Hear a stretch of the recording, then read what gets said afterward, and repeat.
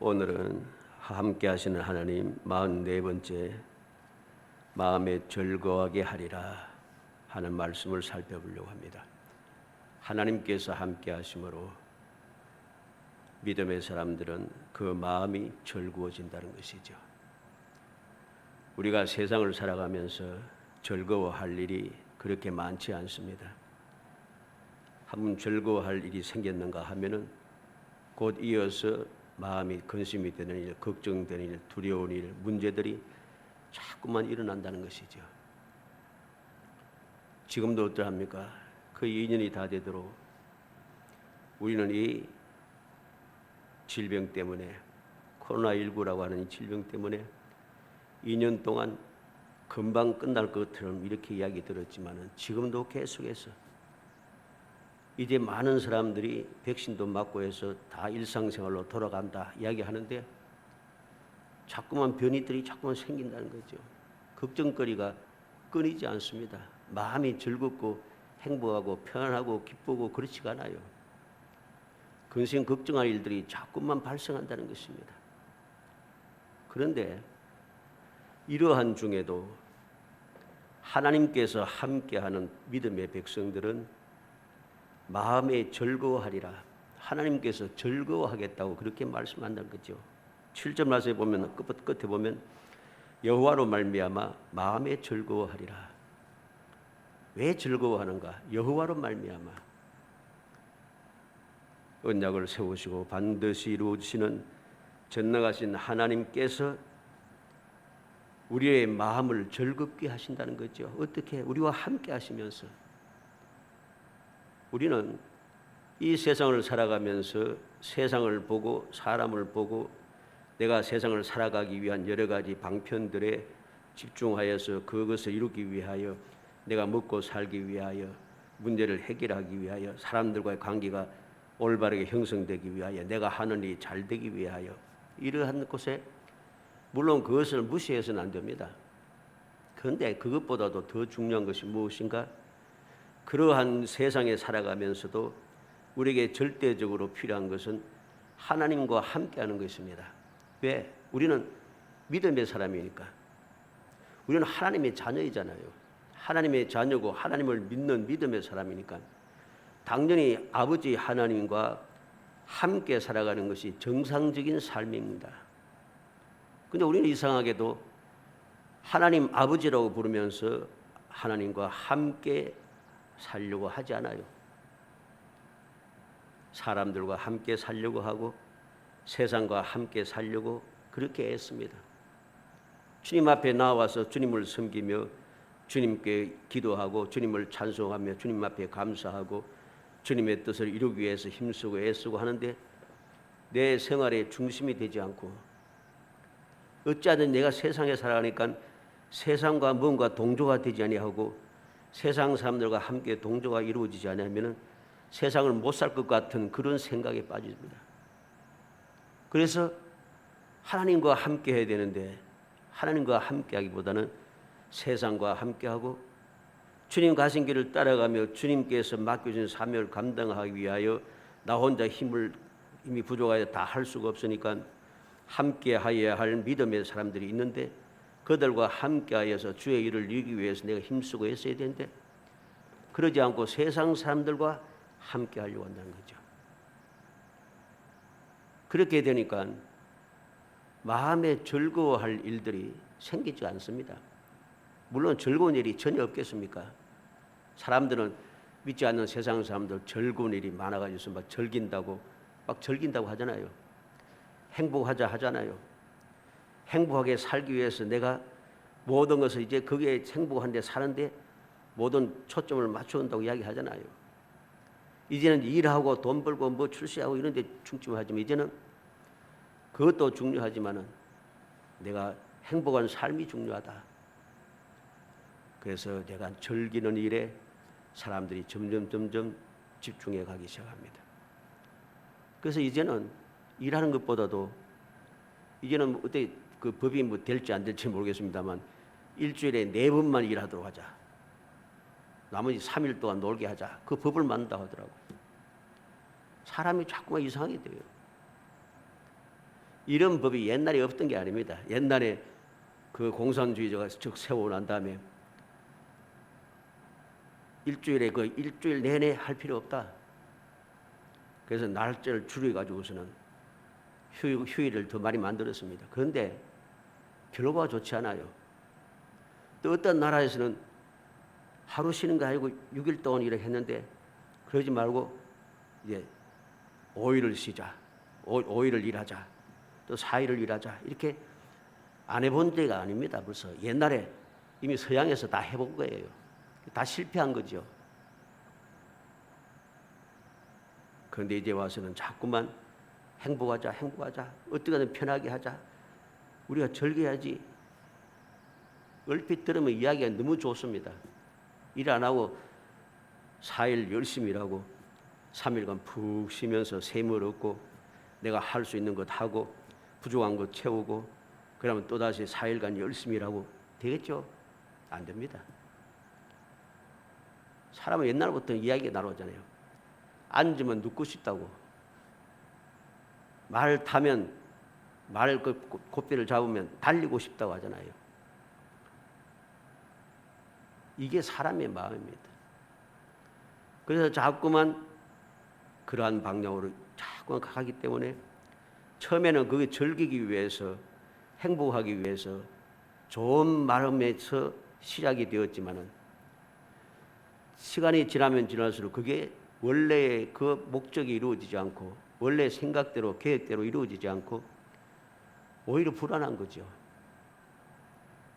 불안하니까 불안함을 채우기 위해서 불안한 사람들끼리 모이기 시작합니다. 모여가지고서는 내가 이렇게 평안하게 행복하게 잘 먹고 살기 위해서 이것을 쟁취하기 위해서 싸우기 시작합니다. 그러니까 계층 간의 분리가 시작되잖아요. 우리는 명심해야 됩니다. 마음에서부터 즐거움이 시작되지 않으면 우리의 삶의 모든 것이 다 충만하게 채워지고 모든 것이 잘 되도록 다 계획이 되어 있어도 즐겁지가 않습니다. 그런데 오늘 말씀 무엇이라 합니까? 하나님과 함께 할 때에 하나님께서 마음을 즐거워하게 어떻게? 누가? 여호와로 말미암아. 우리는 이 여호와로 말미암아 하는 이 말씀을 하박국 선지자의 통해서 보지 않습니까? 내가 아무것도 없어요. 외양간에 우리의 양도 없고 소도 없고 아무것도 없어요. 모든 것이 너무나도 부족하고 가진 것도 없고 희망도 안 보이고 사람의 눈을 볼 때는 그런데 하박국은 뭐라 합니까? 내가 여호와로 인하여 즐거워하며 여호와 때문에 즐겁다는 것입니다. 모든 즐거움은 여호와로부터 말미암는다는 것이죠. 그래서 우리는 마음의 즐거운 삶을 살기 위해서는 하나님과 함께하는 생활을 해야 하는 것입니다. 오늘 이 말씀을 통해서 마음에 즐거워하기 위해서 하나님께서 우리를 어떻게 함께하시는 하나님께서 우리에게 어떻게 역사하시는가 그 역사하시는 내용을 말씀을 통해서 간단하게 살펴보려고 합니다. 어떻게 해서기에 어떻게 하시기에 마음이 즐거운가? 첫째로 모든 문제를 해결할 방법을 가르치신다는 것이죠. 1절에 보면 봄비가 올 때에 여호와 곧 구름을 일게 하시는 여호와께 비를 구하라. 무리에게 소낙비를 내려서 밭의 채소를 각 사람에게 주시리라. 문제 해결 방법이 너무 간단합니다. 너무 간단하다 보니까 사람들이 이래서 되겠어? 뭐 기발난 방법이 있어지고 생각해도 못했던 방법이 나와야지. 뻔한 이야기를 이거 해야 돼. 이게 되겠나 이게?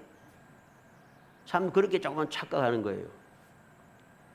방법을 해결할 수 있는 방법이 쉬우면 쉬울수록 좋은 겁니다. 왜?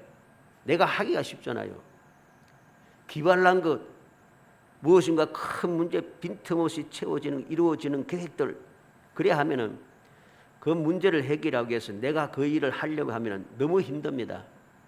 생각할 게 많고 채울 게 많고 계획대로 움직여야 되니까 조금이라도 계획에서 어긋나면 안 되니까 그것에 초집중해서 막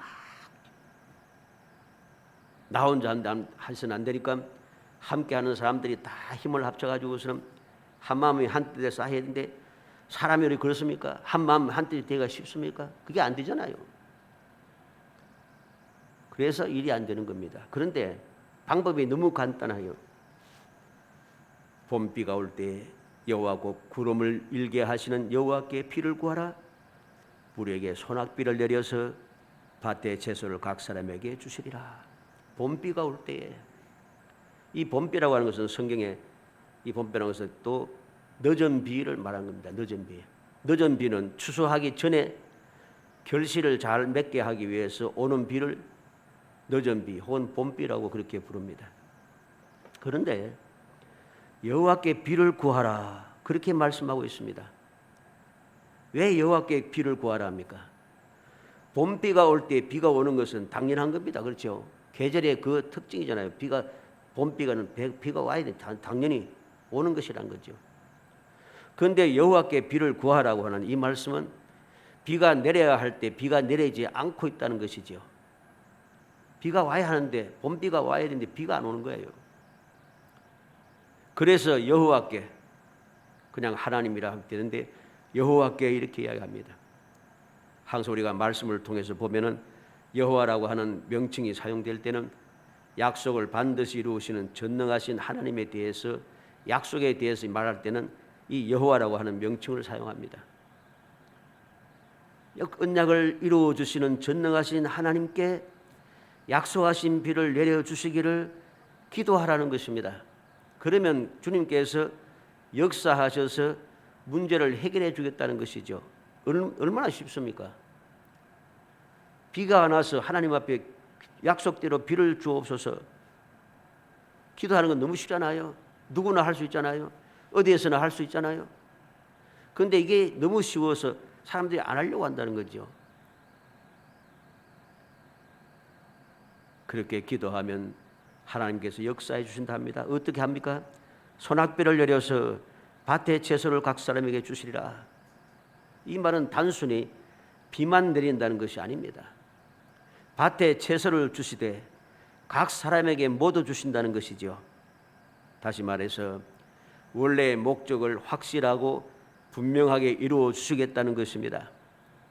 왜 그렇습니까? 비가 필요한 이유가 무엇입니까? 비가 필요한 이유가 뭐예요? 그냥 비 올 때가 되어서 비가 안 와서 그러니까 비가 와야 된다 이겁니까? 아닙니다. 봄비가 필요한 것은 결실이 충분하게 맺기 위해서입니다. 쉽게 말하면 양식이 필요하다는 거죠. 양식이 필요하기 때문에 비가 내리기를 원하고 또 비를 주시라고 간구하게 되는 것입니다. 그렇게 하면은 하나님께서 문제를 해결해 주시겠다. 마음에 즐거워하게 해 주시겠다는 것이죠. 두 번째로 그럼 왜 기도하라 하시는가? 그냥 봄비니까 약속대로 규칙대로 법칙대로 비를 내리면 되는데 비를 주시면 되지 왜 기도하라고 하는가? 기도해야 할 이유가 분명합니다. 2절에 보면 드라빔들은 흩하는 것을 말하며 복술자는 진실하지 않은 것을 보고 거짓 꿈을 말한 그 위로가 헛됨으로 백성들이 양같이 유리하며 목자가 없으므로 공고를 당하나니 그랬습니다. 그 말씀을 보니까 참 문제가 많아요. 드라빔들은 흩하는 것을 말하며 복술자들은 진실하지 않은 것을 보고 거짓 꿈을 말한 그 위로가 헛됨으로 백성들이 양같이 유리하며 목자가 없으므로 공고를 당하나니 무슨 말입니까? 이스라엘 백성들이 왜 바벨론으로 포로로 잡혀가서 그렇게 힘든 삶을 살았습니까? 과거에 그들이 공의로 다스리는 사람도 없고 올바르게 지도해 주는 사람도 없고 제때 필요한 것을 공급되도록 안전하게 보호해 주는 사람이 없어서 원수들에게 공격당하고 그래서 나라와 땅을 빼앗기고 목자 없는 양같이 험악한 곳으로 방황하며 사방으로 흩어지고 심지어는 사로잡혀서 비참한 삶을 살게 되었다는 것입니다. 그런데 아직도 2절 말씀대로 아직도 깨닫지 못하고 드라빔, 복술자, 거짓 꿈을 따르고 있다는 것입니다. 왜 왜 그러는가? 아직도 올바른 목자가 없다는 것이죠. 오직 자기의 유익과 욕심만을 채우는 거짓된 목자들만 있다는 것입니다. 그래서 3절에 내가 목자들에게 노를 바라며 내가 순념수들 벌하리라. 만군의 여호와가 그 무리 곧 유다 족속을 돌보아 그들을 전쟁의 준마와 같게 하리니 그랬습니다. 하나님께서 아직도 목자는 있긴 있는데 올바른 목자가 아니라 자기 욕심만 채우는 목자라, 자기 이익만 챙기는 목자라. 백성들을 계속해서 원래 내 나라에 내 땅에 살 때도 힘들었는데 이방 땅까지 포로로 잡혀간 삶에서 자유로운 삶이 아니고 포로로 잡혀가 있잖아요. 이방 땅에 와서 이방 사람이 가득 찬 곳에서 제대로 힘도 못 쓰고 주눅이 들어서 억압 가운데 살아가는 그 상태잖아요. 그런데도 아직도 정신을 못 차리고 이 불쌍한 백성들을 올바르게 가르치고 인도하고 보호해주고 올바르게 살아갈 수 있도록 잘 살도록 행복하게 살도록 만들어주는 것이 아니라는 것입니다. 그래서 하나님께서는 노를 바랄 때 내가 목자들에게 노를 바라며 3절에 그럽니다. 내가 순념소를 벌하리라. 만군의 여호와가 그 무리 곧 유다 족속을 돌봐 그들 전쟁의 준마와 같게 하리라.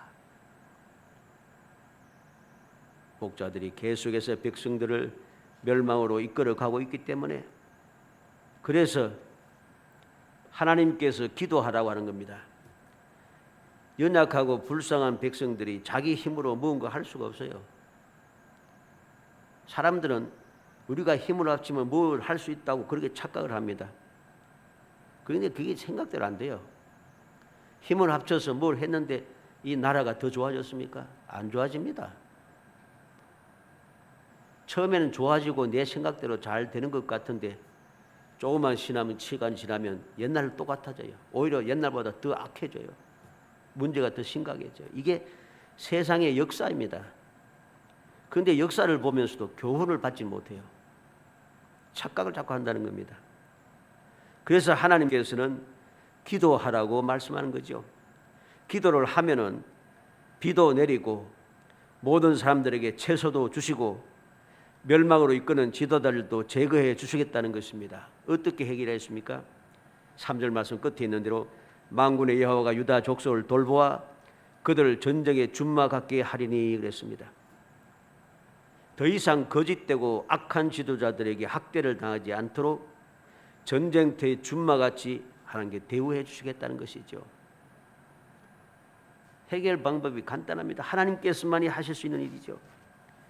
세 번째로 기도를 어떻게 이루시는가? 기도를 이루시는 방법을 우리에게 보여줍니다. 4절에 보면 모퉁이 돌이 그에게서 말뚝이 그에게서 싸우는 활이 그에게서 권세 잡은 자가 다 일제히 그에게서 나와서 그랬습니다. 말씀 이루기 위해서 하시는 일은 바로 그에게서 모든 것이 시작이 된다는 것입니다. 그에게서 하는 말은 유다에게서 하는 말입니다. 택한 백성들에게서 하는 말이죠. 모퉁이 돌은 건물을 든든하게 하는 기초가 되는 거죠. 다시 말해서 확실한 방법을 하나님께서 만들어 주시겠다는 거죠. 누구를 통해서?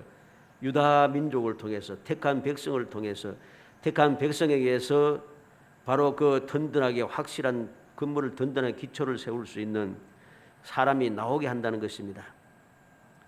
말뚝이라고 하는 것은 집에 손님이 들어올 때 보이도록 그곳에 의복을 걸어두거나 귀중품을 걸어두는 것을 말합니다. 그래 문을 열고 들어가면 딱 보이는 것이 뭡니까? 멋있는 금 옷이 걸려 있고 아주 좋은 비싸고 값진 보석이 걸려 있고 이렇다는 거예요. 그걸 보여주는 거죠. 다시 말해서 문을 열고 들어가면 말뚝에 그에게서 나와서 존귀하게 영광스러운 모습을 보여준다는 것이죠. 그것을 영광을 나타내 보여준다는 것입니다. 다시 말해서 확실한 결과물을 보여주겠다는 것이죠. 싸우는 활이라는 것은 모든 원수를 이기고 정복했다는 것입니다.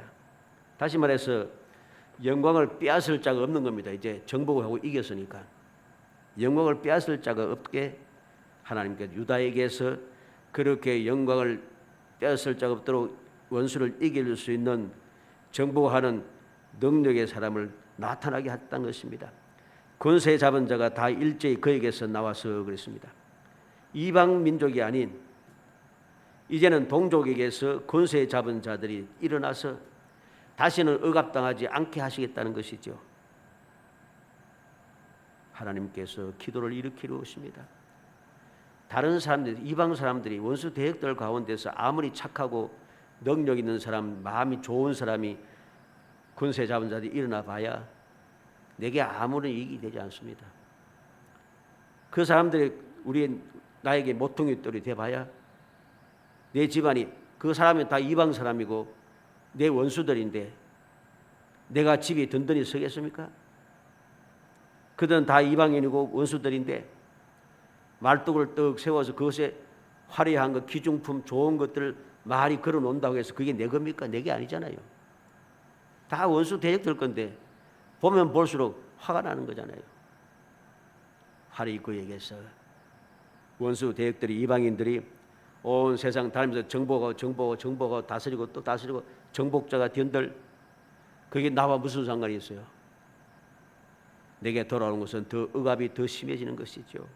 권세자, 나를 다스리는 권세자들이 이방 사람이면 내게 아무런 기쁨이 되지 않아요. 그런데 하나님께서는 다 일제히 그에게서 나와서 같은 동족에게서 이 놀라운 역사를 이룰 능력의 사람이 나왔다는 것이죠. 쉽게 말하면 예수님께서 오신다는 것이죠. 메시아가 약속된 것이잖아요.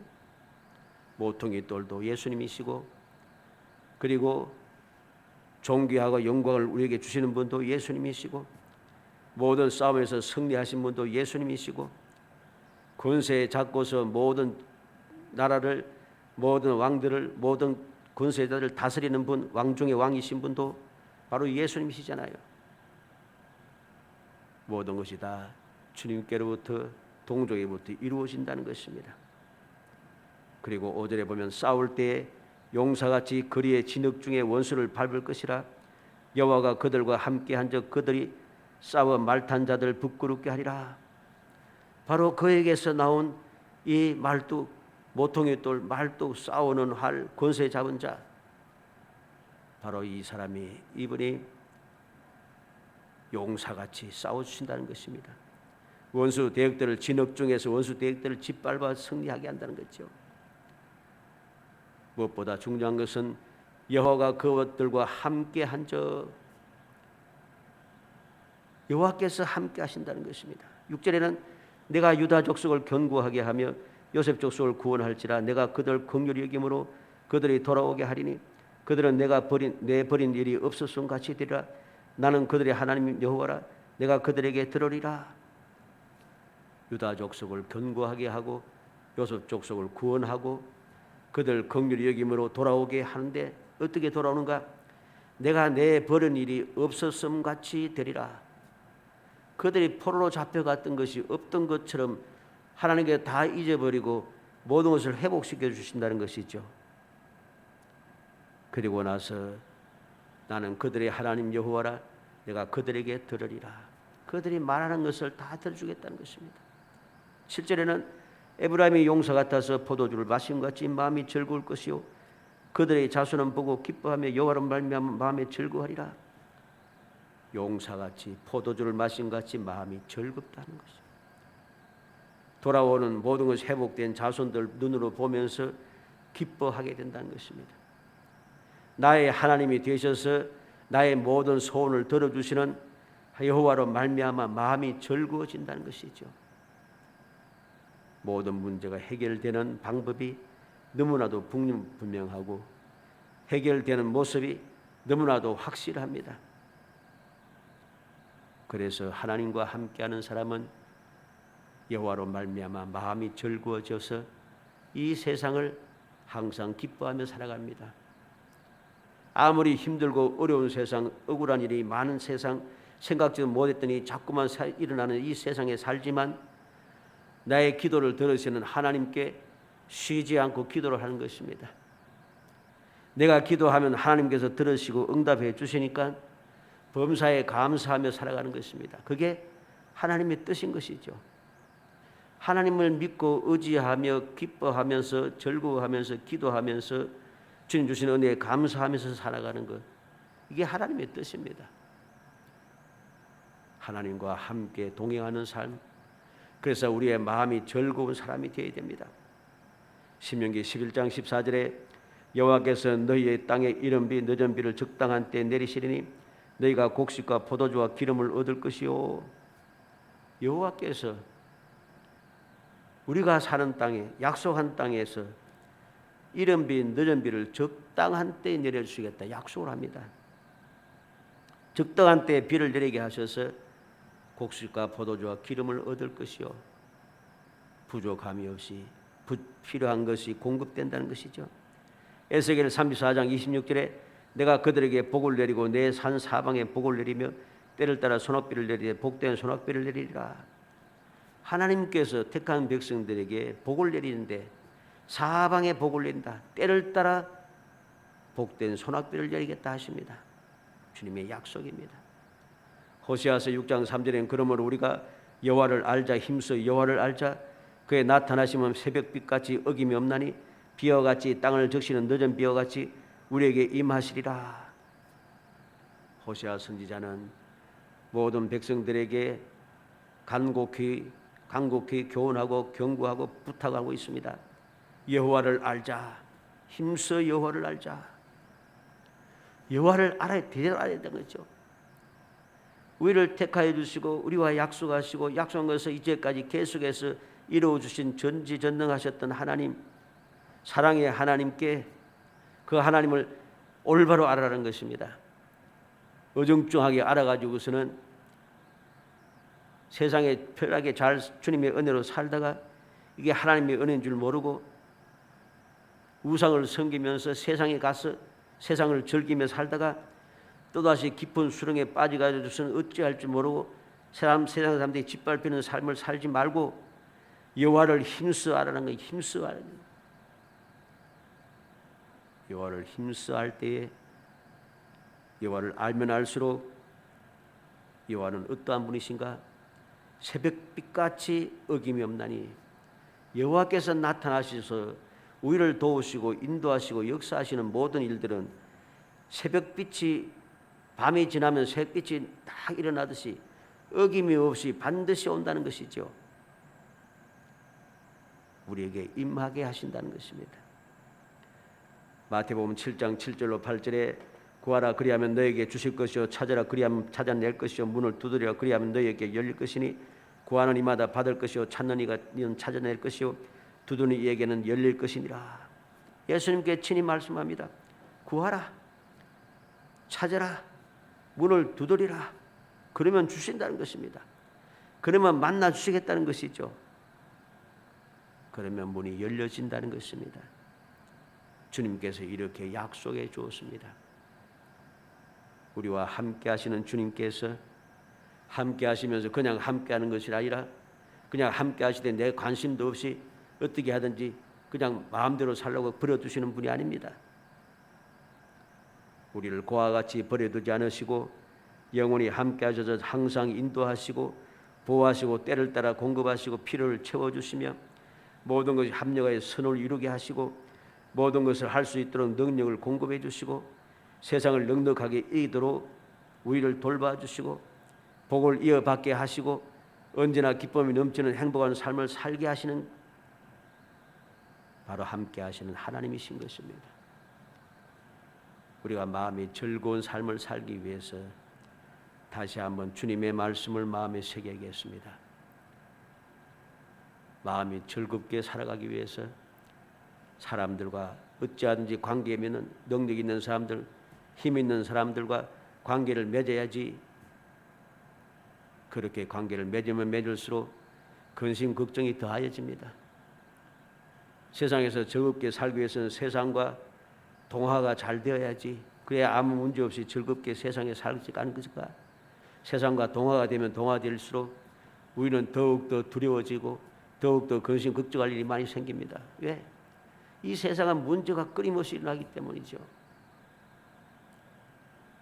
이러한 세상, 이러한 사람들이 가득한 곳에 우리가 진정한 즐거움을 누리며 살기 위해서는 하나님과 함께해야 합니다. 간절히 바라기는 우리 모든 성도들이 어떠한 상황에도 어떤 환경에서도 내 형편과 처지가 어떠하든지 상관없이 무조건 하고 하나님과 함께하기 위해서 더욱 열심히 내고 더욱 열심을 내어서 여호와로 말미암아 마음의 즐거움으로 가득 찬 정말 이 세상을 이겨내고 주님 주시는 그 놀라운 축복을 마음껏 받아들여 기적의 삶을 살면서 영원히 행복한 성도들이 되시기를 주의 이름으로 축복합니다.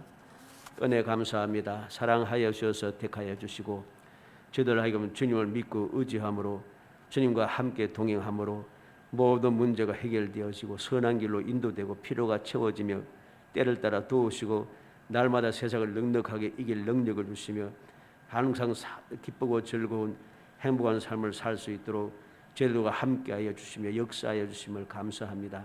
그 은혜를 굳게 믿고 감사하며 오직 주님과 동행하기 위하여 더욱더 힘을 내게 하시고 열심을 내게 하시고 더욱 열심을 다해 주님께 더 가까이 가게 하시며 더 가까이 가서 주님께 간구하고 또 간구하여 이 험악한 세상에서 마음이 즐거운 삶을 살 수 있도록 여호와로 말미암아 마음이 즐겁고 또 즐거울 수 있도록 넘치는 사랑으로 채워 주옵소서.